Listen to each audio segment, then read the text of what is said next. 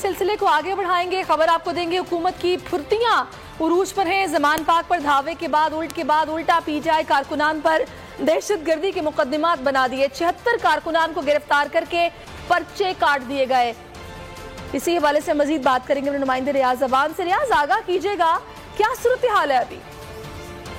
जी बिल्कुल ऐसा है कि कल जो पुलिस ने सर्च ऑपरेशन किया था, उस दौरान जो बगावत हुई, इस पर पुलिस ने 3 मुख्तलिफ मुकदमात दर्ज किए हैं पीटीआई के कारकुनों पर, और 76 जो है वो कारकुन गिरफ्तार किए गए। एक मुकदमा जो है जिसमें 76 कारकुन गिरफ्तार किए गए, वो इंस्पेक्टर जो है जुल्फकार की मुद्दत में दर्ज किया गया, और इन तमाम अफराद के खिलाफ 13 मुख्तलिफ दफात के मुकदमा दर्ज किया गया, जिनमें दहशतगर्दी की दफात और नाजायज असले की दफात, और इसके अलावा जो है वो दीगर दफात हैं 148, 149, 109 और 353 जो है वो कार्य सरकार में मुदाखलत। ये टोटल 13 दफात हैं जिनके तहत मुकदमा दर्ज किया गया है, और 76 जो कारकुन हैं उनके नाम बाकायदा FIR में दर्ज हैं, जिनको गिरफ्तार किया गया, और उनके नाम, वल्दियत और उनके यहाँ तक के जो उन्होंने मजीद उनको पुलिस को दौरान तफ्तीश बताया कि किन के कहने पर वो यहाँ पर आए थे और किन के कहने पर ये किया, वो भी पुलिस जो है वो अब तफ्तीश कर रही है। टोटल 3 मुकदमा दर्ज किए गए हैं। जी ठीक है, बहुत शुक्रिया आपका रियाज अवान, आपने सूरत हाल से आगाह किया।